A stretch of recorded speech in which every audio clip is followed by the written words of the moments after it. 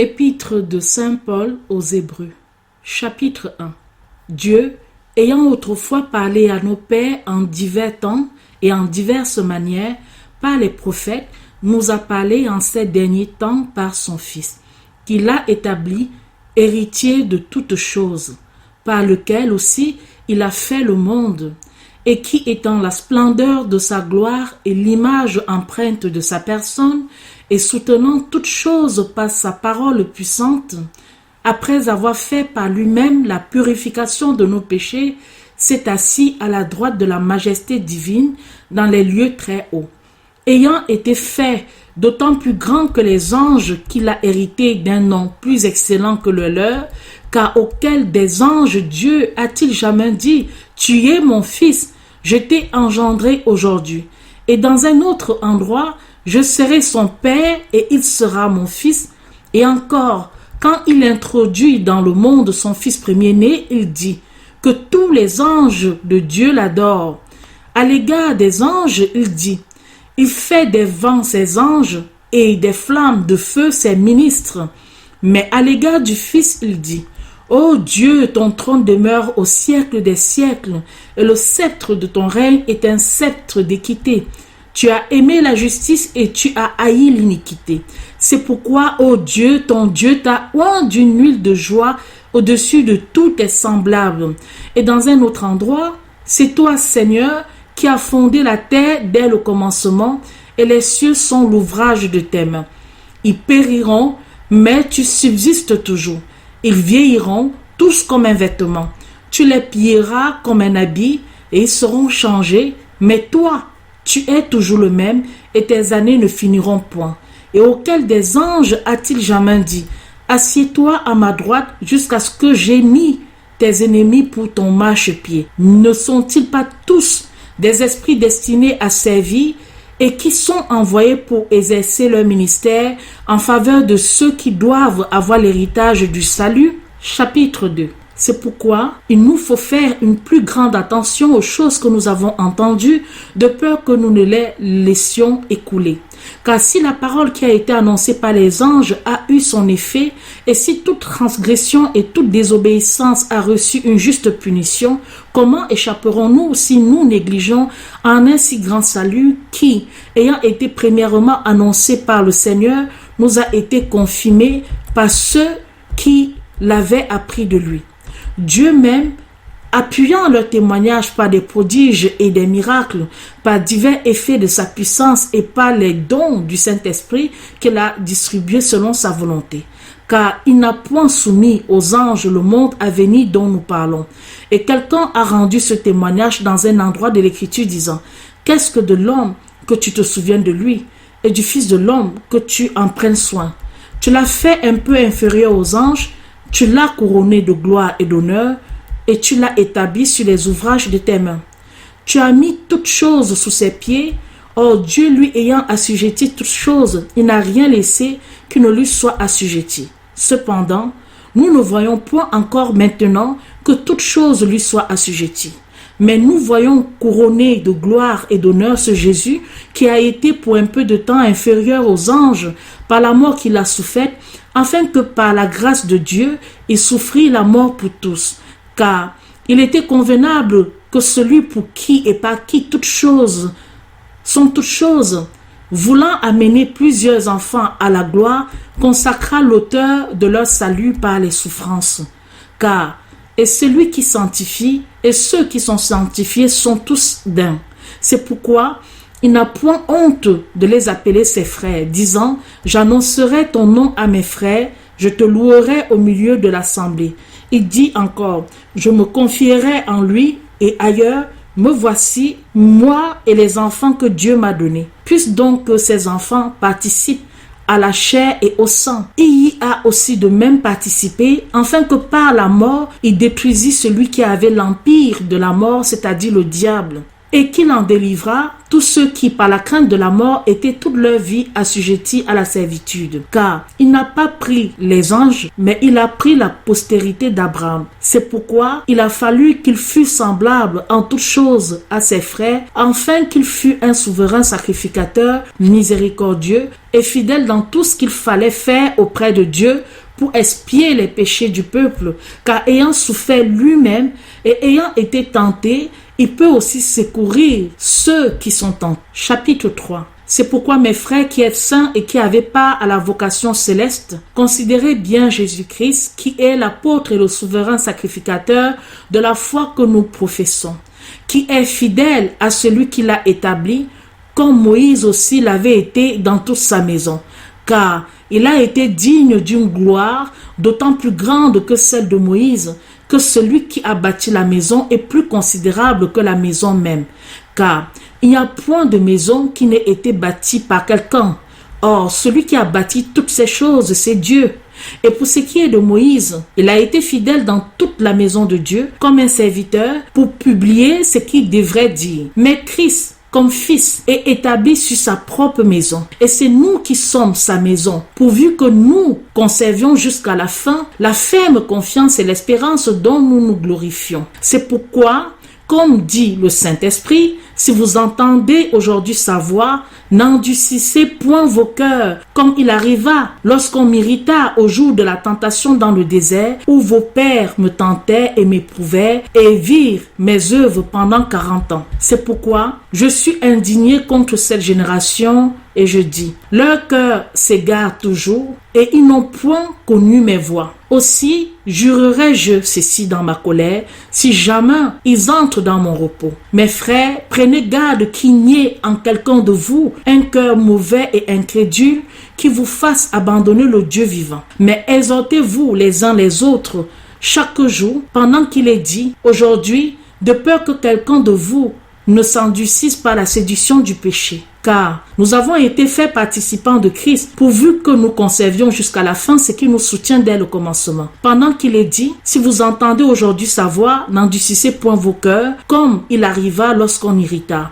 Car quelques-uns de ceux qui l'entendirent l'irritèrent, non pas pourtant tous ceux qui sortirent d'Égypte sous la conduite de Moïse, mais contre qui Dieu fut-il indigné pendant 40 ans? Ne fut-ce pas contre ceux qui péchèrent, dont les corps tombèrent morts dans le désert, et qui sont ceux à qui Dieu jura qui n'entreraient point dans son repos, si ce n'est ceux qui s'étaient rébellés? Nous voyons donc qu'ils n'y purent entrer à cause de leur incrédulité. Chapitre 4. Craignons donc que quelqu'un d'entre vous, venant à négliger la promesse d'entrer dans son repos, ne s'en trouve exclu. Car elle nous a été annoncée aussi bien qu'à eux, mais cette parole ne leur servit de rien, parce que ceux qui lui n'y ajoutaient point de foi. Pour nous qui avons cru, nous entrerons dans le repos suivant ce qu'il a dit.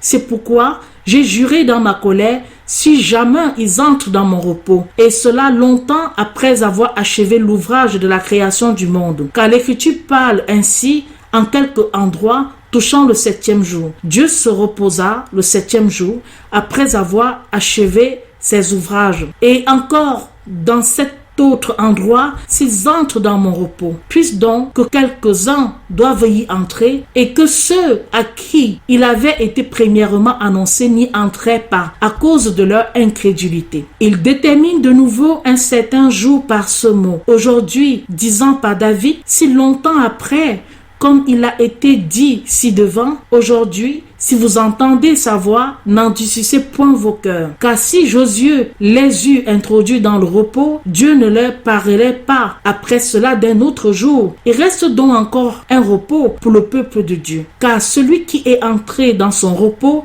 se repose après ses œuvres, comme Dieu se reposa après avoir achevé les siennes. Efforçons-nous donc d'entrer dans ce repos, de peur que quelques-uns de nous ne tombent dans une semblable rébellion.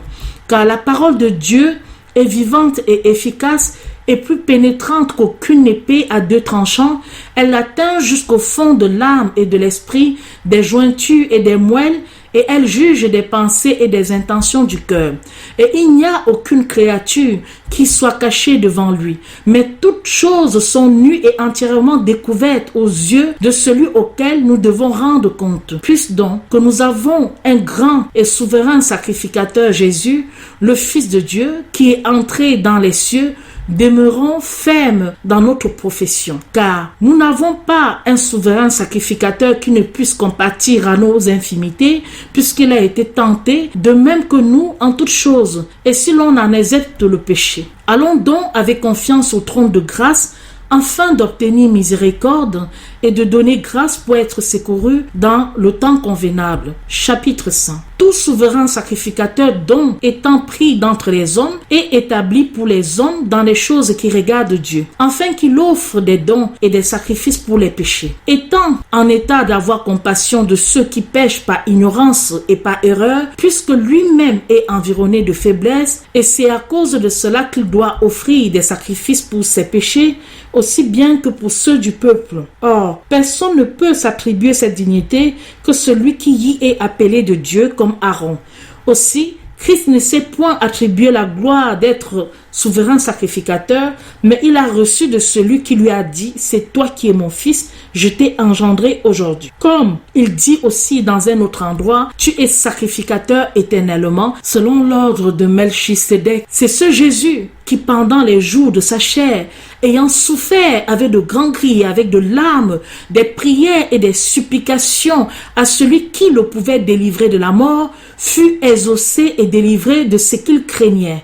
Quoiqu'il fût fils, il a appris l'obéissance par les choses qu'il a souffertes. Et étant consacré, il est devenu l'auteur du salut éternel pour tous ceux qui lui obéissent. Dieu, l'ayant déclaré souverain sacrificateur selon l'ordre de Melchisédek, sur quoi nous avons beaucoup de choses à dire qui sont difficiles à expliquer à cause que vous êtes devenus négligents à écouter. Car au lieu que vous devriez être maître depuis longtemps, vous avez encore besoin qu'on vous enseigne les premiers éléments de la parole de Dieu. Et vous êtes dans un tel état que vous avez plutôt besoin de lait que d'une viande solide. Or, celui qui ne se nourrit que de lait ne saurait comprendre la parole de la justice, car il est encore enfant. Mais la nourriture solide est pour les hommes faits, savoir pour ceux qui, s'y étant accoutumés, ont l'esprit exercé à discerner le bien et le mal. Chapitre 6. C'est pourquoi, laissant les premiers principes de la doctrine de Christ, tendons à la perfection, n'opposant pas de nouveau le fondement, savoir la repentance des œuvres mortes et la foi en Dieu, la doctrine des baptêmes, l'imposition des mains, la résurrection des morts et le jugement éternel. Et c'est ce que nous ferons si Dieu le permet, car il est impossible que ceux qui ont été une fois illuminés, qui ont goûté le don céleste, qui ont été faits participants du Saint-Esprit et qui ont goûté la bonne parole de Dieu et les puissances du siècle à venir, s'ils retombent, soient renouvelés à la repentance, puisqu'au temps qu'il est en eux, ils crucifient de nouveau le Fils de Dieu et l'exposent à l'ignominie. Car la terre qui est souvent abreuvée de la pluie qui tombe sur elle et qui produit des herbes propres pour l'usage de ceux qui la cultivent, reçoit la bénédiction de Dieu. Mais celle qui ne produit que des épines et des chardons est abandonnée et près d'être maudite, et sa fin est d'être brûlée. Or, nous attendons de vous, mes bien-aimés, de meilleures choses et plus convenables au salut, quoique nous parlions ainsi. Car Dieu n'est pas injuste pour oublier vos bonnes œuvres et le travail de la charité que vous avez fait paraître pour son nom, ayant assisté les saints et les assistant encore. Mais nous désirons que chacun de vous fasse voir la même ardeur jusqu'à la fin pour l'accomplissement de votre espérance, afin que vous ne vous relâchiez point, mais que vous imitiez ceux qui par la foi et par la patience sont devenus les héritiers des promesses. Car lorsque Dieu fit la promesse à Abraham, ne pouvant jurer par un plus grand, il jura par lui-même, et il lui dit, « Certainement je te bénirai abondamment, et je multiplierai merveilleusement ta postérité. » Et ainsi, Abraham, ayant attendu avec patience, obtint ce qui lui avait été promis.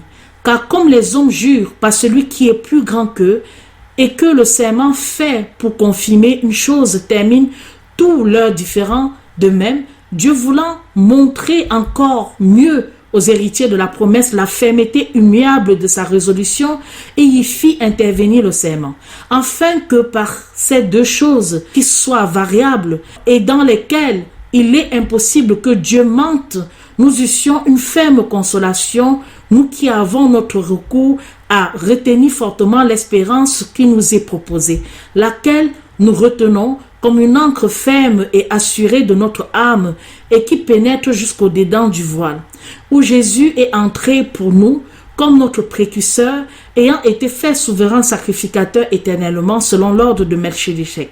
Chapitre 7. C'est ce Melchisedec, roi de Salem et sacrificateur du Dieu souverain, qui vint au-devant d'Abraham lorsqu'il revenait de la défaite des rois et qui le bénit, à qui aussi Abraham donna la dîme de tout le butin, et dont le nom signifie premièrement roi de justice, et qui est aussi roi de Salem, c'est-à-dire roi de paix, sans père, sans mère, sans généalogie, n'ayant ni commencement de jour, ni fin de vie, étant ainsi semblable au Fils de Dieu, il demeure sacrificateur pour toujours.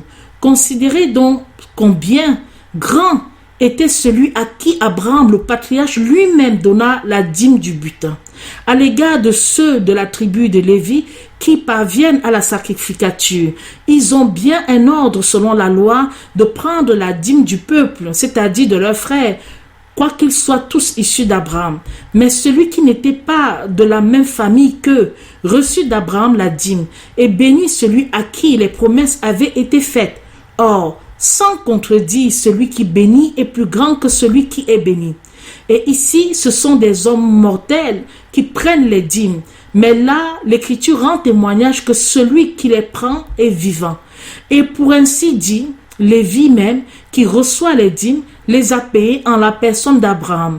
Car il était encore dans Abraham son aïeul, lorsque Melchisedec alla au-devant de lui.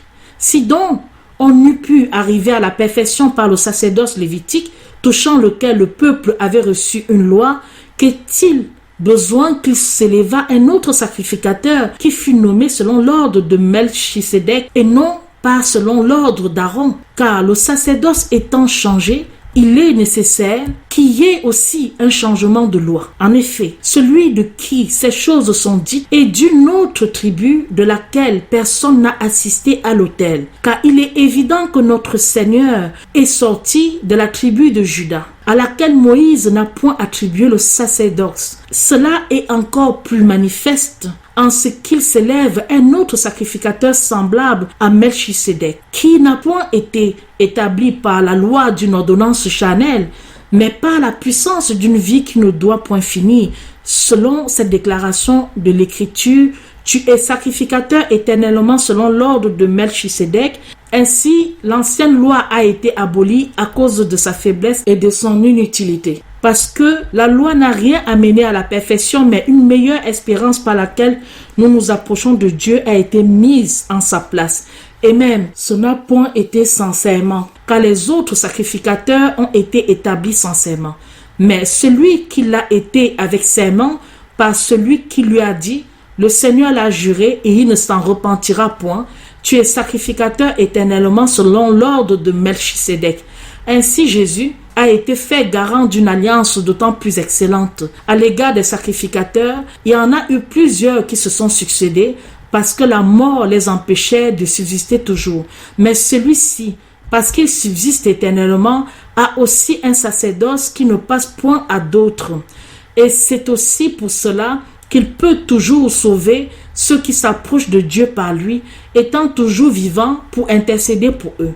Car il nous était convenable d'avoir un tel souverain sacrificateur qui fut saint, innocent, sans souillure, séparé des pécheurs et élevé au-dessus des cieux, qui n'eut point besoin, comme les autres souverains sacrificateurs, d'offrir tous les jours des sacrifices premièrement pour ses propres péchés et ensuite pour ceux du peuple, car il a fait cela une seule fois en s'offrant lui-même. Car la loi établi pour souverain sacrificateur des hommes faibles. Mais la parole du serment qui a été fait après la loi établit le Fils et le consacre pour toujours. Chapitre 8. L'abrégé des choses que nous vous avons dites, c'est que nous avons un tel souverain sacrificateur qui est assis à la droite du trône de la majesté de Dieu dans les cieux et qui est ministre du sanctuaire et du véritable tabernacle que le Seigneur a dressé et non pas un homme, car tout souverain sacrificateur est établi pour offrir à Dieu des dons et des sacrifices. C'est pourquoi il a été nécessaire que celui-ci eût aussi quelque chose à offrir. Chapitre 8. L'abrégé des choses que nous vous avons dites, c'est que nous avons un tel souverain sacrificateur qui est assis à la droite du trône de la majesté de Dieu dans les cieux et qui est ministre du sanctuaire et du véritable tabernacle que le Seigneur a dressé et non pas un homme. Car tout souverain sacrificateur est établi pour offrir à Dieu des dons et des sacrifices. C'est pourquoi il a été nécessaire que celui-ci eût aussi quelque chose à offrir. Car s'il était sur la terre, il ne se serait pas même sacrificateur, puisqu'il y a encore des sacrificateurs qui offrent les dons selon la loi et qui font un service qui n'est qu'une image et une ombre des choses célestes, selon l'ordre que Dieu donna à Moïse lorsqu'il devrait dresser le tabernacle. Prends garde, lui dit-il, à faire tout selon le modèle qui t'a été montré sur la montagne. Mais notre souverain sacrificateur a obtenu un ministère d'autant plus excellent qu'il est médiateur d'une alliance plus excellente et qui a été établi sur de meilleures promesses. Car s'il n'y eût rien eu de défectueux dans la première, il n'y aurait pas eu lieu d'en établir une seconde. Aussi Dieu dit-il aux Juifs en leur faisant des reproches, « Les jours viendront que je traiterai une alliance nouvelle avec la maison d'Israël et avec la maison de Juda. Non comme l'alliance que je traitais avec leur père lorsque je les pris par la main pour les retirer du pays d'Égypte, car ils n'ont pas persévéré dans mon alliance et je les ai rejetés, dit le Seigneur. Mais voici l'alliance que je traiterai avec la maison d'Israël en ces jours-là, dit le Seigneur. Je mettrai mes lois dans leur esprit et les graverai dans leur cœur, et je serai leur Dieu, et ils seront mon peuple. Et aucun d'eux n'enseignera plus son prochain ni son frère en lui disant « Connais le Seigneur, car tous me connaîtront, depuis le plus petit jusqu'au plus grand d'entre eux. Parce que je leur pardonnerai leurs injustices et que je ne me souviendrai plus de leurs péchés ni de leurs iniquités. » En parlant d'une alliance nouvelle, il déclara vieille, la première. Or, ce qui est devenu ancien et vieux est prêt d'être aboli. Chapitre 9. La première alliance avait donc aussi des ordonnances touchant le service divin et un sanctuaire terrestre. Car quand le tabernacle fut dressé, il y avait dans la première partie le chandelier, la table et les pains de proposition, et cette partie s'appelait le lieu saint. Et au-delà du second voile était la partie du tabernacle appelée le lieu très saint, où il y avait un encensoir d'or et l'arche d'alliance, toute couverte d'or, dans laquelle était une urne d'or, où était la manne, la verge d'Aaron qui avait fleuri et les tables de l'alliance. Et sur cette arche étaient les chérubins de la gloire qui couvraient le propitiatoire, de quoi il n'est pas besoin de parler présentement en détail. Or, ces choses étant ainsi disposées, les sacrificateurs entrent bien tous les jours dans la première partie du tabernacle pour y faire le service. Mais le seul souverain sacrificateur entre dans la seconde partie une fois l'année, non sans y porter du sang qu'il offre pour ses péchés et pour ceux du peuple. Le Saint-Esprit montra par là que le chemin du lieu très saint n'avait pas encore été ouvert pendant que le premier tabernacle subsistait, ce qui était une figure pour ce temps-là, pendant lequel on offrait des dons et des sacrifices qui ne pouvaient pas purifier la conscience de celui qui faisait le service, lequel ne consistait qu'en des viandes et des breuvages, en diverses ablutions et en des cérémonies charnelles qui n'avaient été imposées que jusqu'au temps que tout cela devrait en être reformé. Mais Christ, le souverain sacrificateur des biens à venir, ayant passé par un tabernacle plus grand et plus parfait, qui n'a point été fait de main, c'est-à-dire qui n'a pas été construit par les hommes, est entré une seule fois dans le lieu très saint, non avec le sang des boucs ou des veaux, mais avec son propre sang, nous ayant obtenu une rédemption éternelle. Car si le sang des taureaux et des boucs et la cendre de la génisse dont on faisait aspersion purifie ceux qui sont souillés à l'égard de la pureté du corps, combien plus le sang de Christ qui, par l'Esprit éternel, s'est offert à Dieu soi-même sans aucune tâche, purifiera-t-il votre conscience des œuvres mortes pour servir le Dieu vivant. C'est pourquoi il est le médiateur d'un nouveau testament, afin que la mort intervenant pour l'expiation des péchés commis sous le premier testament, ceux qui sont appelés reçoivent l'héritage éternel qui leur a été promis. Car où il y a un testament, il est nécessaire que la mort du testateur intervienne, parce qu'un testament n'a son effet qu'après la mort du testateur, n'ayant point de force tant qu'il est en vie. C'est pourquoi aussi le premier testament ne fut point établi sans effusion de sang, car après que Moïse eut prononcé à tout le peuple tous les commandements de la loi, il prit le sang des veaux et des boucs avec de l'eau et de la laine teinte en écarlate et de l'hysope, et il en fit aspersion sur le livre même et sur tout le peuple, disant: ceci est le sang du testament que Dieu a ordonné en votre faveur. Puis, il fit de même aspersion du sang sur le tabernacle avec tous les vaisseaux qui servaient au culte divin, et selon la loi, presque toutes choses sont purifiées par le sang, et sans effusion de sang, il ne se fait point de rémission des péchés. Il a donc fallu que les choses qui représentaient celles qui sont dans le ciel fussent purifiées de cette manière, mais que les célestes fussent purifiés par des sacrifices plus excellents. Car Christ n'est point entré dans le sanctuaire fait de la main des hommes, et qui n'était que la figure du véritable, mais il est entré dans le ciel, même pour comparaître maintenant pour nous devant la face de Dieu. Ce n'est pas qu'il s'offre plusieurs fois soi-même, comme le souverain sacrificateur entre dans le lieu très saint chaque année avec d'autres sangs que le sien. Autrement, il aurait fallu qu'il eût souffert plusieurs fois depuis la création du monde. Mais à présent, dans la consommation des siècles, il a paru une fois pour abolir le péché, s'étant offert lui-même en sacrifice. Et comme il est ordonné que tous les hommes meurent une fois, après quoi suit le jugement, de même aussi Christ ayant été offert une fois pour ôter les péchés de plusieurs, paraîtra une seconde fois sans péché à ceux qui l'attendent pour obtenir le salut. Chapitre 10. Or la loi, n'ayant que l'ombre des biens à venir et non la vraie image des choses, ne peut jamais, par les mêmes sacrifices qu'on offre continuellement chaque année, sanctifier parfaitement ceux qui s'approchent de Dieu. Autrement, on aurait cessé de les offrir, parce que ceux qui faisaient ce service, étant une fois purifiés, n'auraient plus eu leur conscience chargée de péché. Mais il se fait chaque année dans ces sacrifices une nouvelle commémoration des péchés, car il est impossible que le sang des taureaux et des boucs ôte les péchés. C'est pourquoi Christ, entrant dans le monde, dit: tu n'as point voulu de sacrifice ni d'offrande, mais tu m'as formé un corps. Tu n'as point pris plaisir aux holocaustes ni aux sacrifices pour le péché.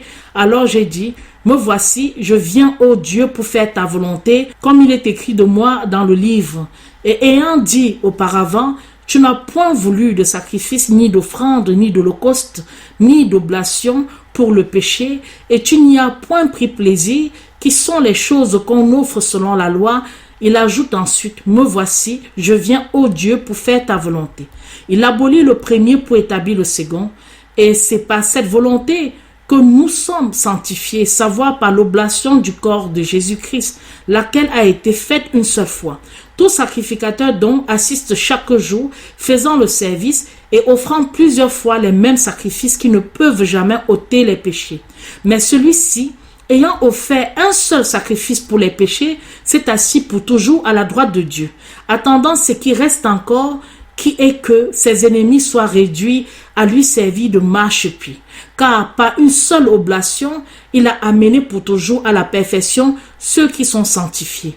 Et c'est ce que le Saint-Esprit déclare aussi, car après avoir dit: Voici l'alliance que je ferai avec eux quand ces jours-là seront arrivés, dit le Seigneur.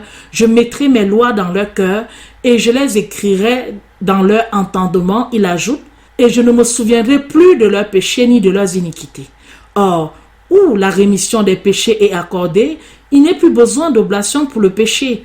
Puisse donc, mes frères, que nous avons, par le sang de Jésus, la liberté d'entrer dans les lieux saints, par le chemin nouveau qui mène à la vie, lequel il nous a frayé à travers le voile qui est sa propre chair, et puisque nous avons un grand sacrificateur établi sur la maison de Dieu, approchons-nous de lui avec un cœur sincère, avec une confiance pleine et parfaite, ayant les cœurs purifiés, des souillures d'une mauvaise conscience et le corps lavé d'une eau pure.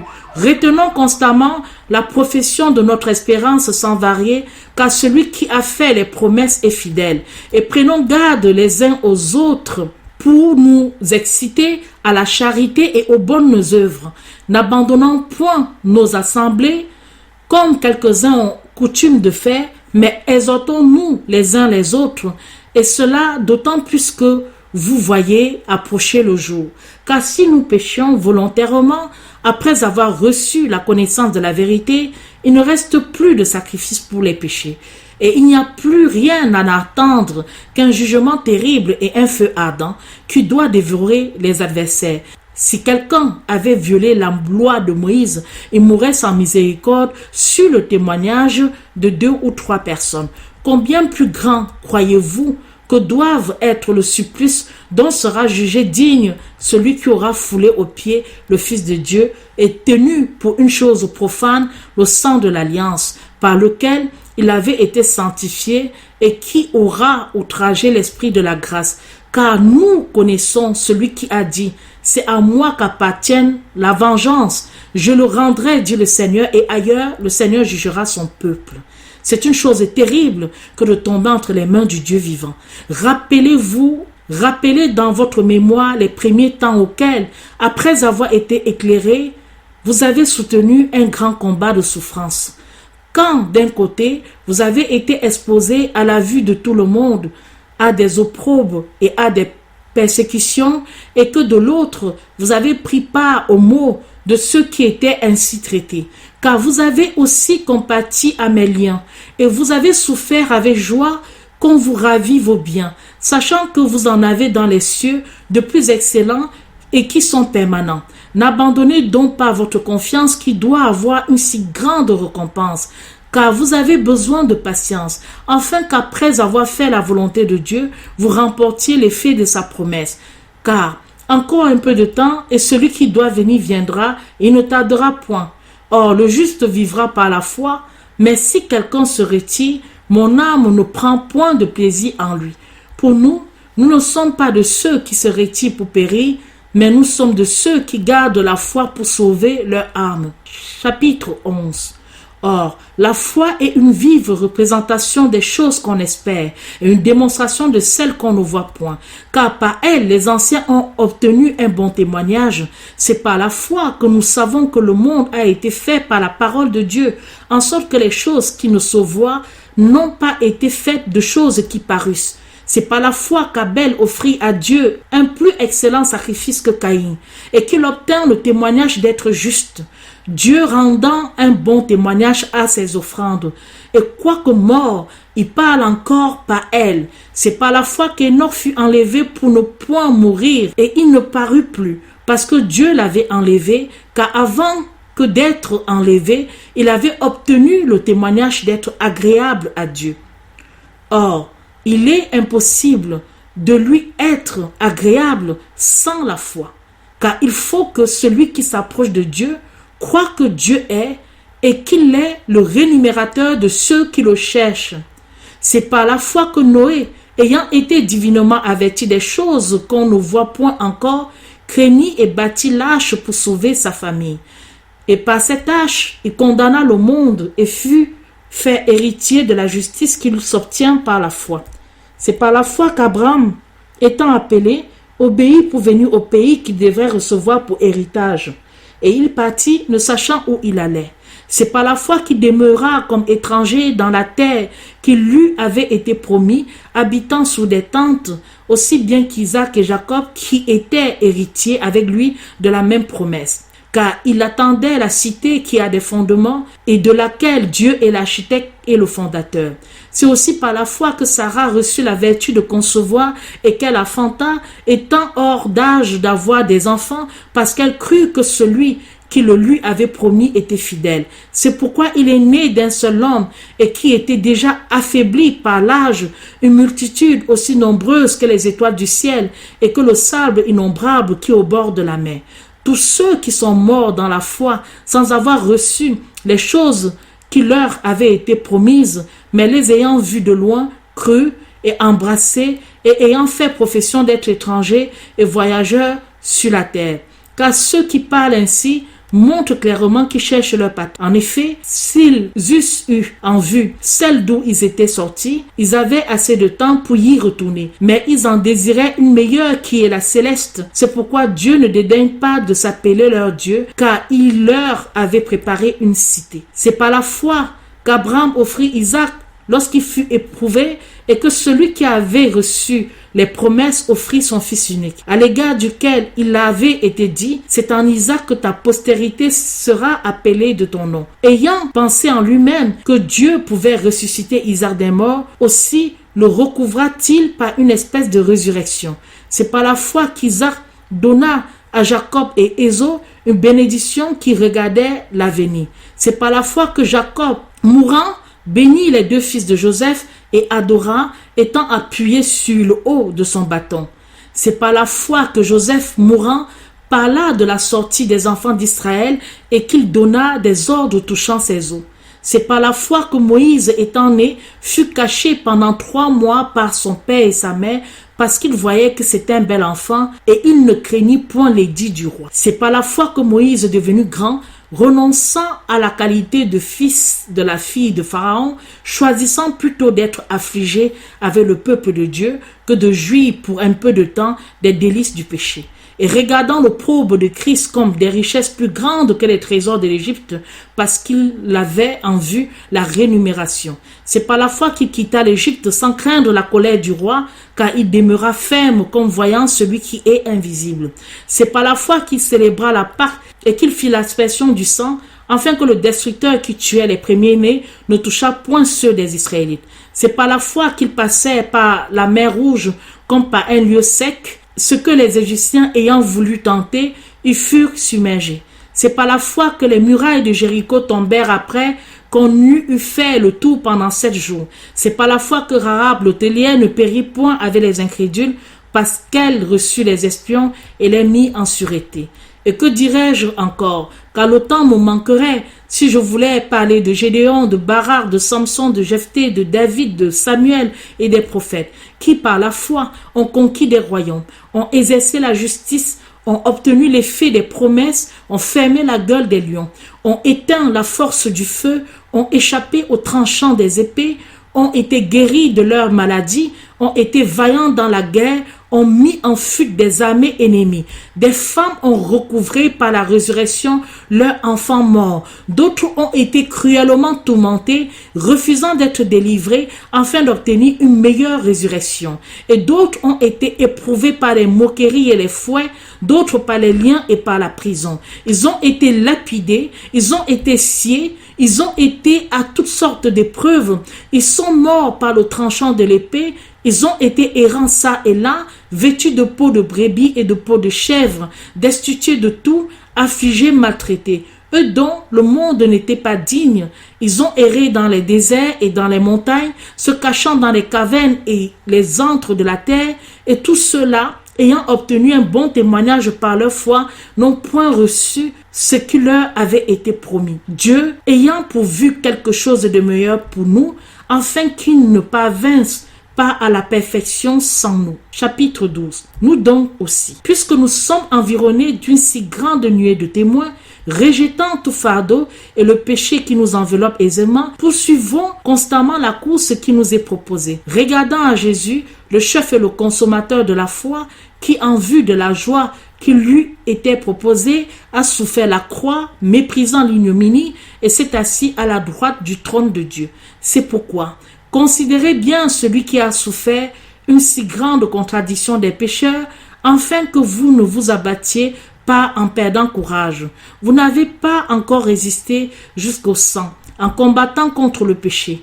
Et vous avez oublié l'exhortation qui vous dit, comme à des enfants de Dieu, mon enfant, ne méprise pas le châtiment du Seigneur et ne perds point courage lorsqu'il te reprend. Car le Seigneur châtie celui qui l'aime et il frappe de ses verges tous ceux qui reconnaissent pour ses enfants. Si vous souffrez le châtiment, Dieu vous traite comme ses enfants. Car quel est l'enfant que son père ne châtie pas? Mais si vous êtes exempts du châtiment auquel tous les autres ont part, vous êtes donc des bâtards et non des enfants légitimes.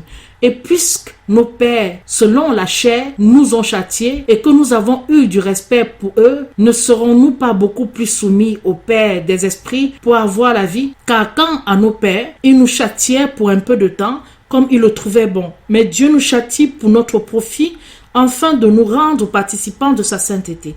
Il est vrai que tout châtiment semble d'abord un sujet de tristesse et non de joie, mais il produit ensuite un fruit paisible de justice à ceux qui ont été ainsi exercés. Fortifiez donc vos mains qui sont affaiblies et vos genoux qui sont relâchés, et faites à vos pieds un chemin droit, afin que ce qui cloche ne se dévoie pas tout à fait, mais que plutôt il se rétablisse. Recherchez la paix avec tout le monde et la sanctification sans laquelle personne ne verra le Seigneur, prenant garde que personne ne se prive de la grâce de Dieu et que quelques racines d'amertume poussant en haut ne vous troublent et que plusieurs n'en soient infectés. Qu'il n'y ait point d'impur ni de profane comme Ésaü, qui pour un mets vendit son droit d'aînesse, car vous savez que même après cela, voulant hériter la bénédiction de son père, il fut rejeté, car il ne put trouver le moyen de le faire changer de résolution, quoiqu'il le demanda avec larmes, car vous ne vous êtes pas approché de la montagne qu'on pouvait toucher avec la main, ni du feu brûlant, ni de la nuée épaisse, ni de l'obscurité, ni de la tempête, ni du bruit de la trompette, ni de la voix qui parlait, et qui était telle que ceux qui l'entendirent prièrent que la parole ne leur fût plus adressée, car ils ne pouvaient supporter ce qui était ordonné, que si même une bête touchait la montagne, elle serait lapidée ou percée d'un dard. Et ce qui paraissait était si terrible que Moïse même dit, « Je suis effrayé et tout tremblant. » Mais vous êtes venus à la montagne de Sion, à la cité du Dieu vivant, à la Jérusalem céleste, aux milliers d'anges, à l'assemblée et à l'église des premiers-nés qui sont écrits dans les cieux, à Dieu qui est le juge de tous, aux esprits des justes qui sont parvenus à la perfection, et à Jésus, le médiateur de la nouvelle alliance, et au sang de l'aspersion qui prononce de meilleures choses que celui d'Abel. Prenez garde de ne pas mépriser celui qui vous parle, car si ceux qui méprisaient celui qui les parlait de la part de Dieu sur la terre ne se sont point échappés, nous serons punis beaucoup plus si nous nous détournons de celui qui nous parle des cieux, de qui la voix ébranla alors la terre et qui maintenant a fait cette promesse encore une fois, j'ébranlerai non seulement la terre, mais aussi le ciel. Or, ces mots, encore une fois, marquèrent l'abolition des choses muables, comme n'ayant été faites que pour faire place à celles qui sont immuables et qui subsisteront toujours. C'est pourquoi, embrassant le royaume qui ne peut être ébranlé, conservons la grâce par laquelle nous puissions servir Dieu d'une manière qui lui soit agréable avec respect et avec crainte, car notre Dieu est un feu consumant. Chapitre 13. Que l'amour fraternel demeure en vous. N'oubliez point l'hospitalité, car c'est par elle que quelques-uns ont logé des anges sans le savoir. Souvenez-vous de ceux qui sont dans les liens, comme si vous y étiez avec eux, et de ceux qui sont maltraités, comme étant vous-même du même corps. Le mariage est honorable d'entre tous, et le lit sans souillure, mais Dieu jugera les fornicateurs et les adultères. Que vos mœurs soient sans avarice, étant contents de ce que vous avez, car Dieu lui-même a dit, « Je ne te laisserai point, je ne t'abandonnerai point. » De sorte que Nous pouvons dire avec confiance, « Le Seigneur est mon aide et je ne craindrai point ce que l'homme pourrait me faire. » Souvenez-vous de vos conducteurs qui vous ont annoncé la parole de Dieu et imitez leur foi, considérant quelle a été l'issue de leur vie. Jésus-Christ est le même hier et aujourd'hui et le sera éternellement. Ne vous laissez point entraîner par des doctrines diverses et étrangères, car il vaut mieux affermir son cœur par la grâce que par les viandes qui n'ont servi de rien à ceux qui s'y sont attachés. Nous avons un autel duquel ceux qui servent au tabernacle n'ont pas le pouvoir de manger. Les corps des animaux dont le sang est porté dans le sanctuaire par le souverain sacrificateur pour l'expiation du péché sont brûlés hors du camp. C'est aussi pour cela que Jésus, afin de sanctifier le peuple par son propre sang, a souffert hors de la porte. Sortons donc hors du camp pour aller à lui en portant son opprobre. Car nous n'avons point ici de cité permanente, mais nous cherchons celle qui est à venir. Offrons donc par lui sans cesse à Dieu un sacrifice de louange, c'est-à-dire le fruit des lèvres qui confessent son nom. N'oubliez pas aussi d'exercer la charité et de faire part de vos biens, car Dieu prend plaisir à de tels sacrifices. Obéissez à vos conducteurs et soyez leur soumis, car ils veillent pour vos âmes comme devant en rendre compte, afin que ce qu'ils font, ils le fassent avec joie et non en gémissant, car cela ne vous sera point avantageux. Priez pour nous, car nous sommes assurés que nous avons une bonne conscience, désirant de nous bien conduire en toutes choses. Et je vous prie avec d'autant plus d'insistance de le faire, afin que je vous sois plutôt rendu. Le Dieu de paix, qui a ramené d'entre les morts le grand pasteur des brebis, notre Seigneur Jésus-Christ, par le sang de l'alliance éternelle, vous rende accompli en toutes sortes de bonnes œuvres pour faire sa volonté, faisant lui-même en vous ce qui lui est agréable par Jésus-Christ, auquel soit gloire au siècle des siècles. Amen. Au reste, mes frères, je vous prie de prendre en bonne part ces paroles d'exhortation, car je vous ai écrit en peu de mots. Vous savez que notre frère Timothée est délivré. S'il vient bientôt, je vous irai voir avec lui. Saluez tous vos conducteurs et tous les saints. Ceux d'Italie vous saluent.